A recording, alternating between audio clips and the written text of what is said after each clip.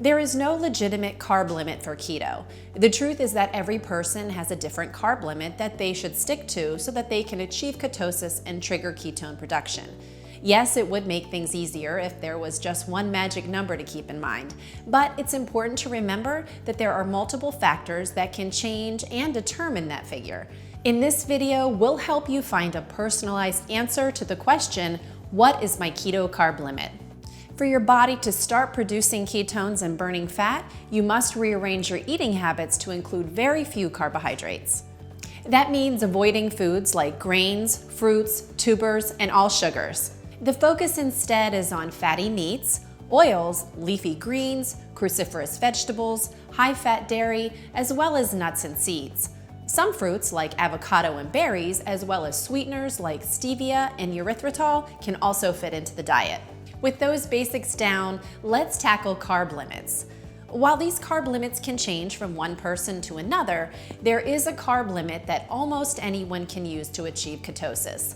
This limit is 35 grams of total carbs and 25 grams of net carbs. Remember, net carbs are found by subtracting the grams of fiber from the total grams of carbs.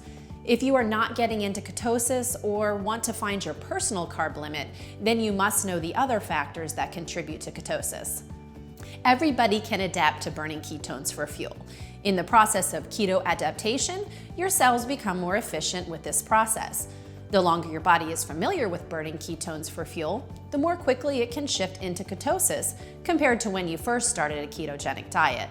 As an added bonus, as your body becomes more keto adapted, you can typically add some extra carbs and remain in ketosis. We encourage you to start slow with this concept and to follow a strict keto diet for at least 3 to 6 months before experimenting with your carb intake. Your cells need time to get used to producing and using ketones for energy. Besides the amount of time you've been in ketosis, exercise, eating appropriate protein levels, and mitigating stress are other factors that can improve or impair your body's ability to adapt to the ketogenic diet. Exercise is an important factor in determining your carb limit. High-intensity activity will help deplete stored sugar, called glycogen, from your muscles. To use up your stored glycogen, do 30 to 60 minutes of high-intensity exercise for a few days, something like weightlifting or CrossFit. Make sure to rehydrate and take mineral supplements afterward if needed. Once your glycogen is depleted, you can do 30 minutes of low-intensity exercise daily to encourage fat and ketone burning, something like a brisk walk or cycling. For improved results, do the exercise before you've eaten anything. By increasing your activity levels and doing the right types of exercise at the right time, you can achieve ketosis more quickly, burn more fat, and improve your health. As a positive side effect, you can increase your daily keto carb limit without lowering your ketone levels. If you're an athlete, exercise and carbs are a bit more nuanced, so make sure to read the in-depth article on RuledMe titled, "How to Find Your Ketogenic Diet Carb Limit." Keep in mind that too much exercise can cause additional stress on the body and may impair your ability to stay in ketosis. Stress is another factor in determining your carb limit. Stress-related hormones like cortisol raise your blood sugar levels and can lower ketone production.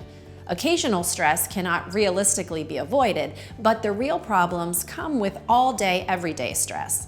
Over-exercising, not eating enough, focusing too much on mistakes, worrying about the future, and non-stop work without breaks are common culprits of all-day stress. All of these stressors combined can cause heightened blood sugar levels and can keep you from losing fat or maintaining muscle mass.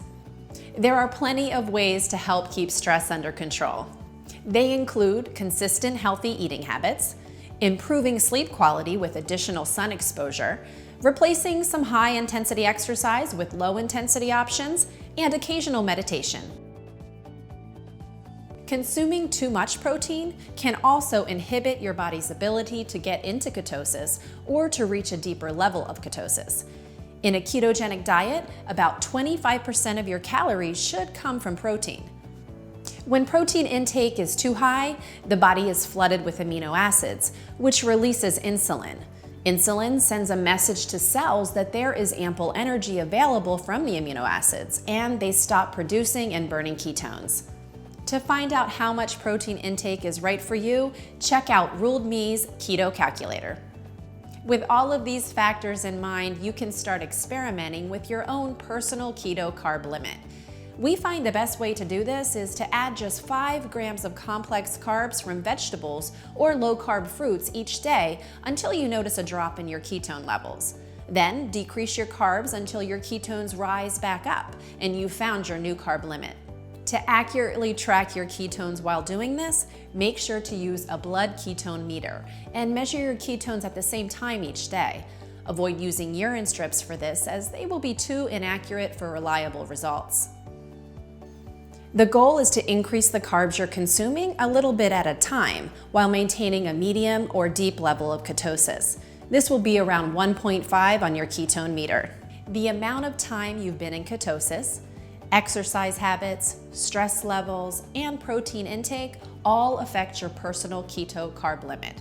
Each one of these factors has the ability to increase or decrease that daily net carb number. You can experiment yourself or just stay below 35 grams total carbs to stay in ketosis no matter what.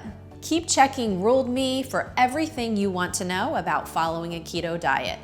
We've got more great videos, meal plans, recipes, informative articles, success stories, and so much more to help you on your keto journey.